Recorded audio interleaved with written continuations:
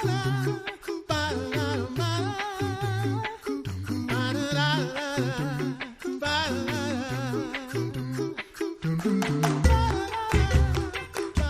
listening to The Coffee Hour. I'm Andy Bates. I'm Sarah Gulseth. We're continuing our series in leadership with Reverend Dr. Jamison Hardy in just a moment. Thanks to Concordia University, Wisconsin for supporting The Coffee Hour. Find out more about Concordia University, Wisconsin at cuw.edu. Live uncommon. Joining us today, the Reverend Dr. Jamison Hardy, Bishop of the English District of the Lutheran Church Missouri Synod and author of Pastoral Leadership, Shepherding and Caring for God's People from Concordia Publishing House. Pastor Hardy, welcome back to The Coffee Hour. Great to be with you. We are continuing our conversation in leadership. Great resource. Sarah and I both are studying leadership as students this semester as well. Yeah. So this is kind of like nice extra credit for us to get to have this time to read your book and discuss it with you. Hope everybody else is enjoying the conversation as much as we are. Yeah. Today, we're going to talk about uplifting other leaders, uplifting others in their leadership as well. Why, from your perspective, is it important to encourage others to be effective leaders? This is a chapter in my book and part of my life that happened organically. And what I mean by that is at a very young age, I was yet still in my late 20s. Bishop Ritt of the English District appointed me circuit visitor when there was a vacancy. And he vested in me time, responsibility, authority, and unbeknownst to me, was helping to shape me as a leader. And as I've grown both pastorally in my academics, in my leadership style, ability, and experience, the greatest leaders I've seen vest in others to lift them up to be great leaders. And there's great examples in the church, but there's also great examples outside the church of that.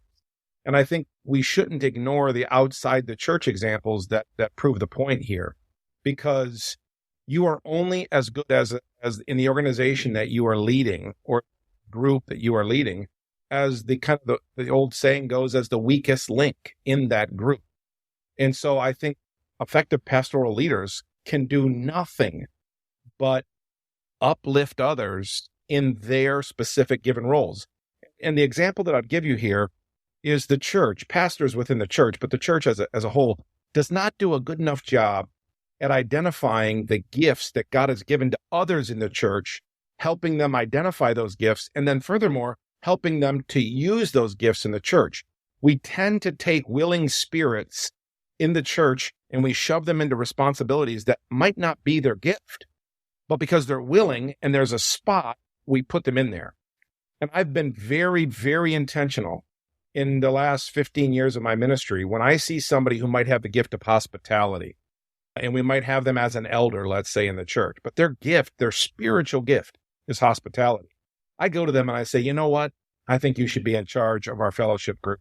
I mean, this is the gift God has given you. Well, I've been an elder for 10 years and I love it. Well, you might love it, but the spiritual gift God gave you is hospitality.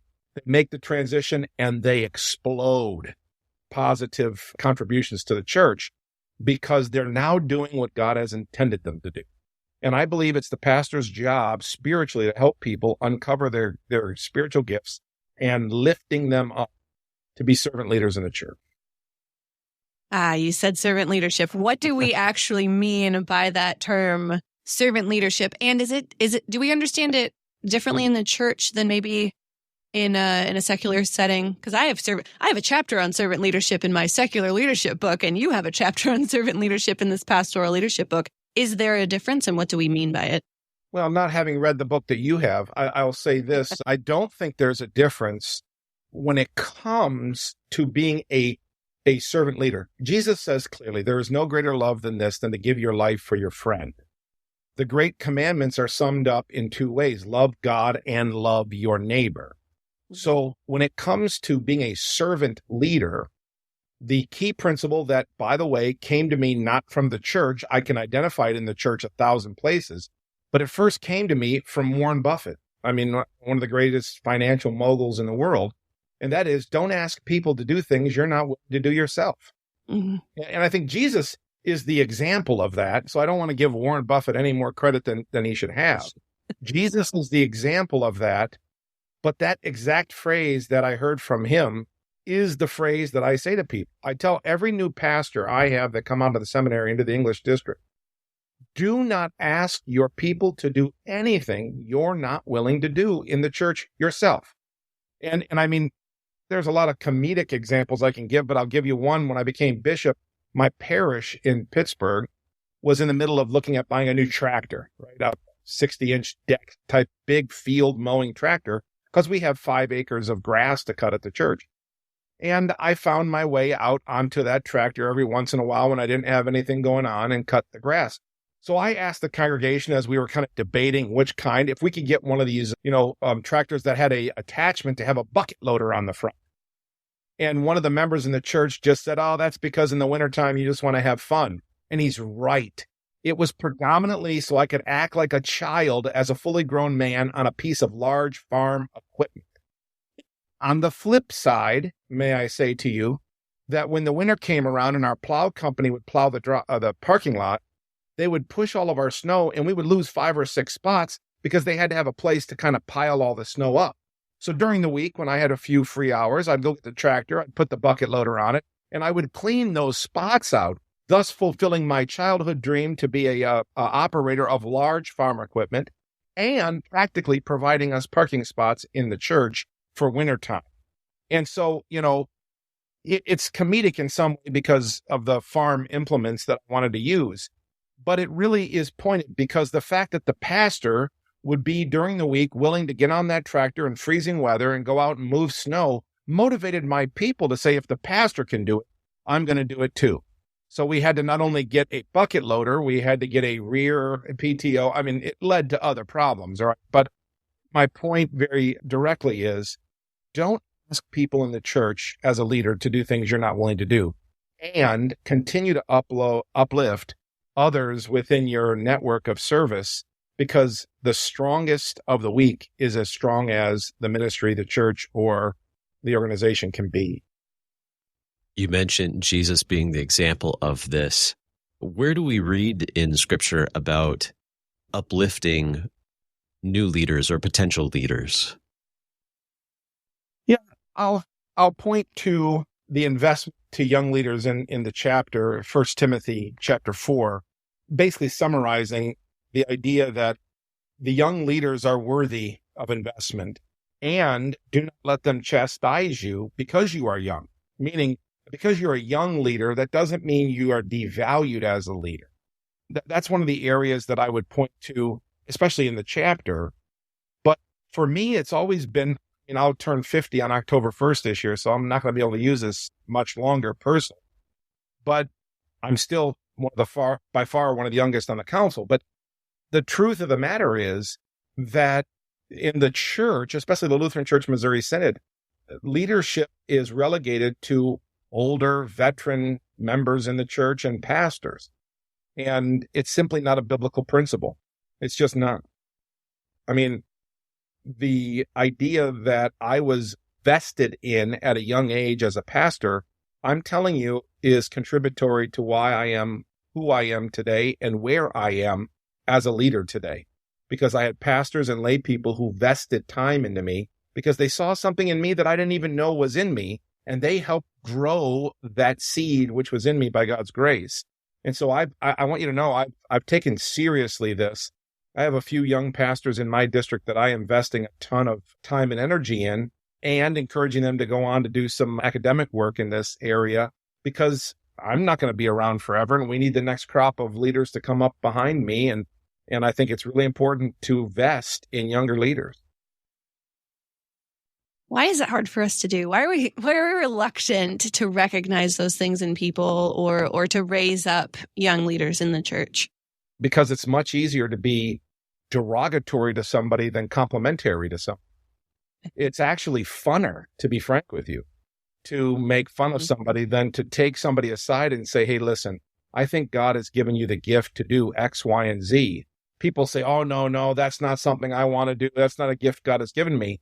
Oftentimes, the greatest gifts we have in life sometimes are not the gifts that we can even see ourselves.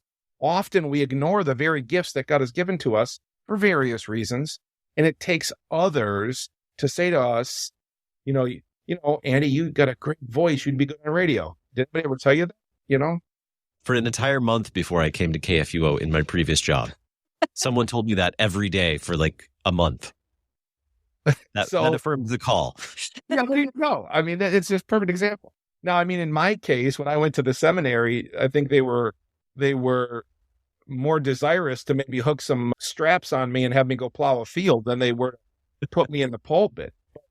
But that's just, I'm being somewhat sarcastic about that. But I do think, Sarah, to your question, it's easier to criticize than it is to compliment. And it's not a focus that we have.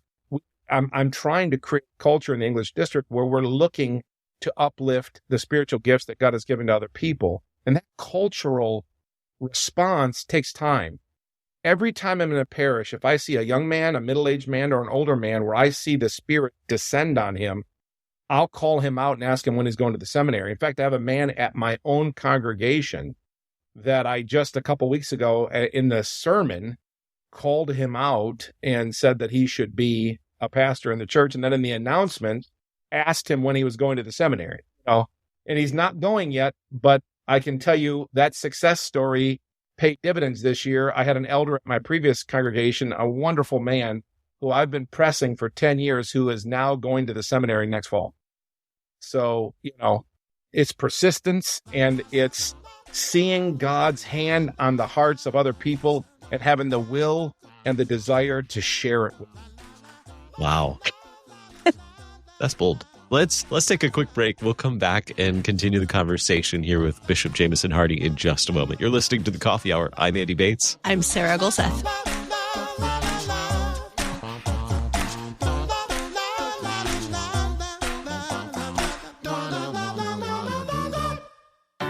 At Concordia University, Wisconsin, we believe you were created for a reason: to use your God-given gifts to help others, to live a life of self-sacrifice in a me-first world, to live a life that's uncommon. Whether you're taking one of 50-plus online programs or learning with us in person on the shores of Lake Michigan, you'll be equipped to make an uncommon impact. Learn more at cuw.edu. Concordia University, Wisconsin.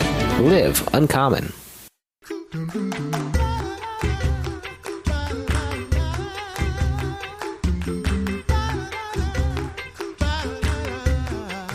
Welcome back to The Coffee Hour. I'm Andy Bates. I'm Sarah Golseth. We are talking about leadership. Today we're talking particularly about uplifting others in their leadership with Reverend Dr. Jamison Hardy, Bishop of the English District of the Lutheran Church Missouri Synod, taking a look at pastoral leadership, shepherding and caring for God's people from Concordia Publishing House.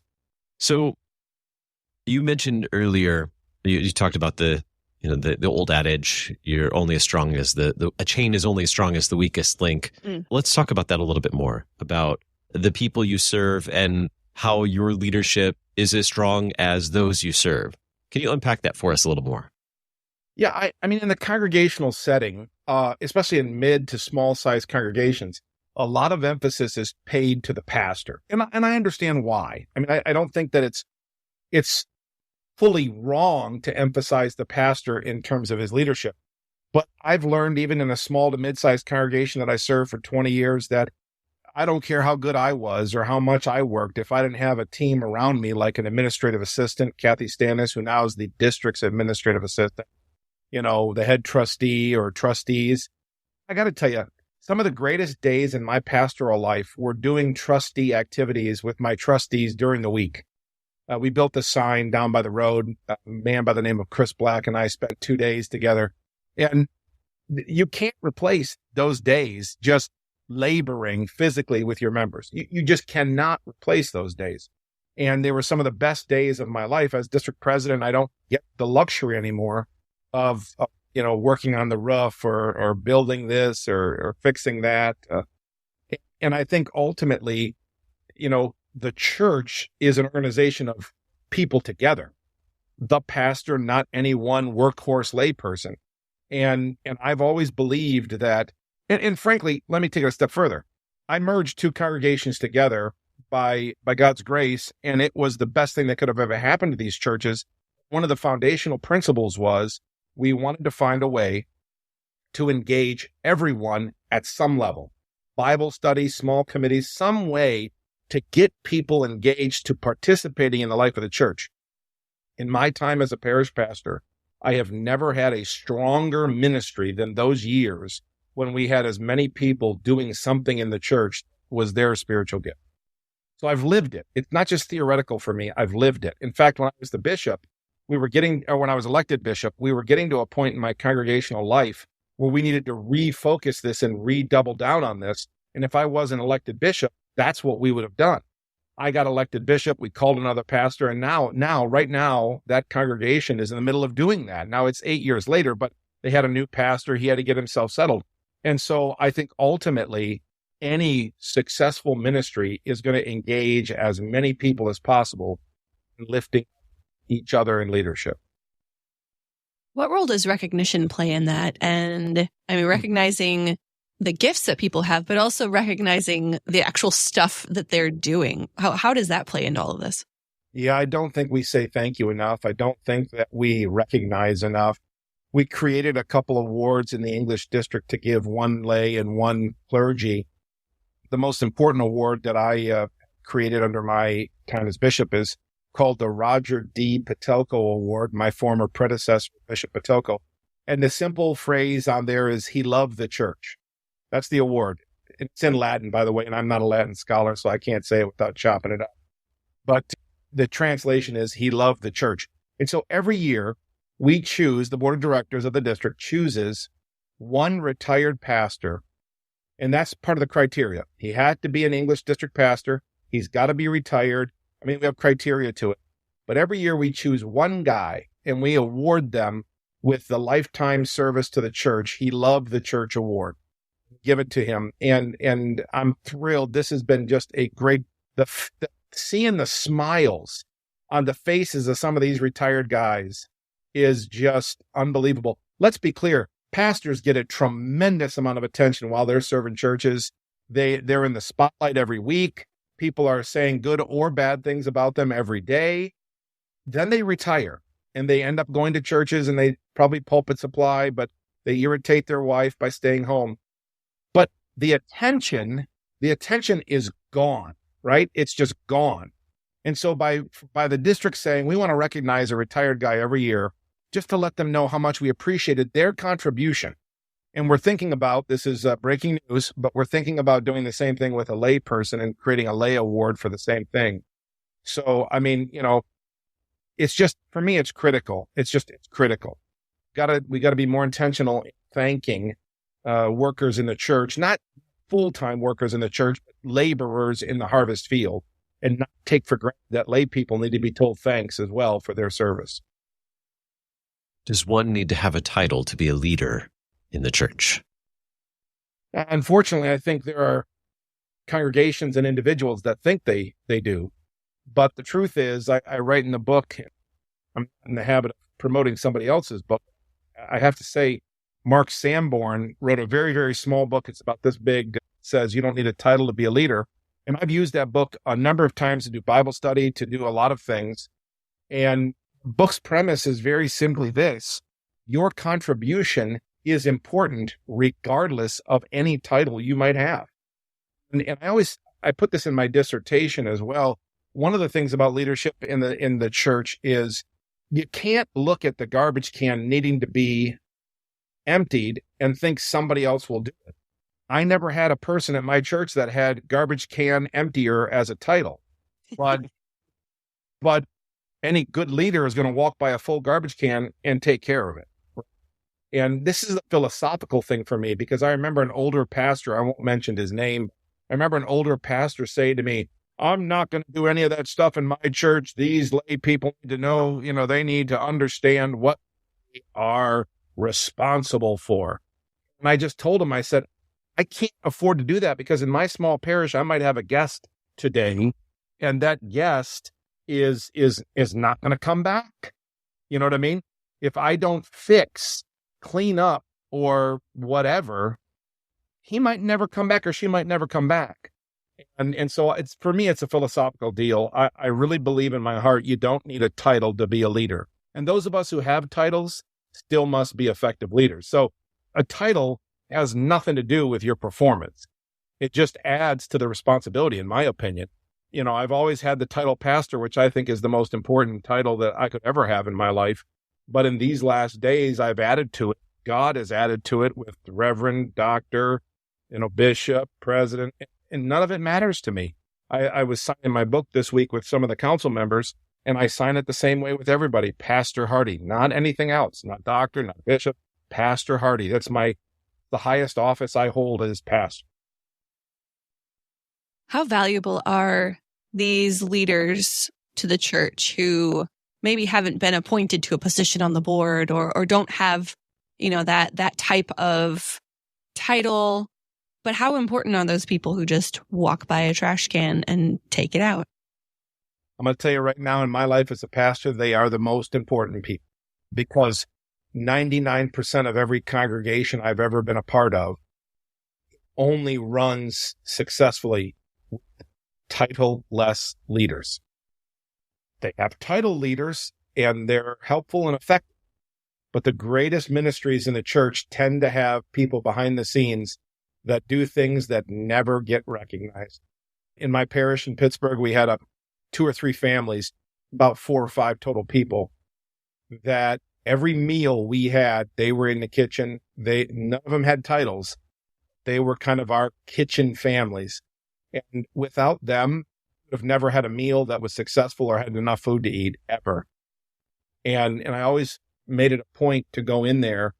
I always made it a point to tell them how thankful I was that they were here. And also, I'd always go in there and help them wash the dishes and clean up. Again, not asking them to do things that I wasn't willing to do myself. But yeah, I think effective congregational ministry today does not happen without titleless leaders. Who would you say are the people that uplifted you that has led to you being a leader today? Yeah, no, unequivocally, my parish pastor, Ralph Fisher, who's sainted with the Lord. I was made, head of youth group at 18 years old. I was asked to speak in front of every congregational meeting and group to raise money for the National Youth Gathering. I was made the judge in the Lenten play that we did, and I got to wear a black cassock from the pastor, which I think what he was doing actually was subconsciously getting me comfortable, A, standing in the pulpit, and B, wearing a cassock, but that's a whole nother story. I think my wrestling coaches, both in high school and college, who just expected me to be a leader, and then going to the seminary, several professors who took the time to actually say things to me like, God's going to do great things with you, through you, and by you. I just laugh, It's kind of like my pastor. He told me in 3rd grade, you're going to play football for the Lions. And I told him, I hope, he told me I was going to be a pastor. And I told him I was going to play football for the Lions.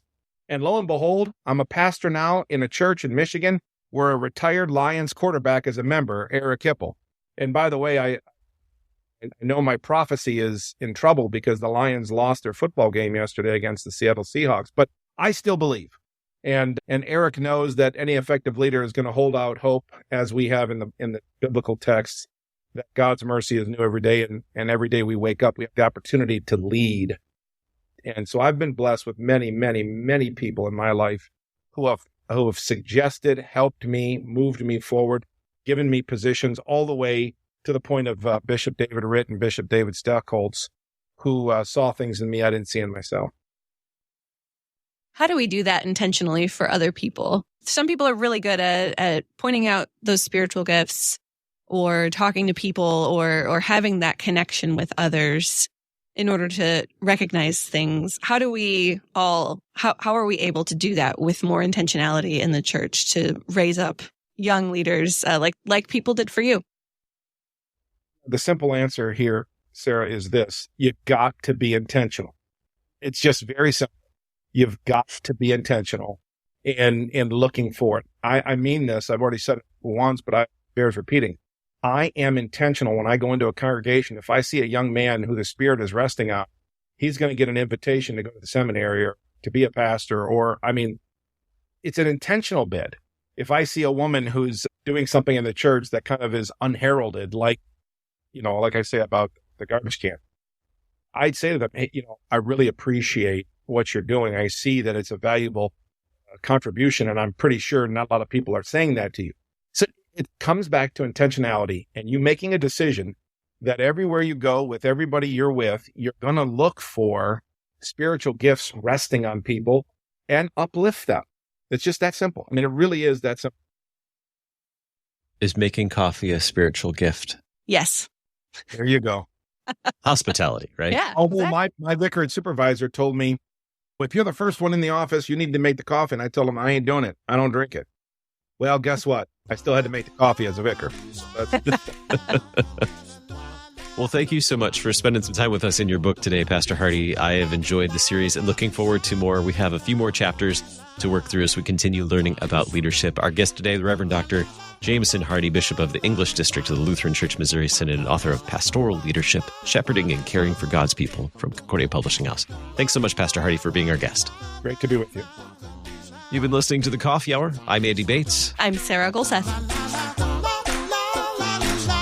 The Coffee Hour with Andy and Sarah is a production of KFUO. To support the Coffee Hour and KFUO Radio, visit KFUO.org. You can also text KFUO to 41444 or send an email to gifts@KFUO.org. And you can call us at 800-844-0524. KFUO. Christ for you, anytime, anywhere.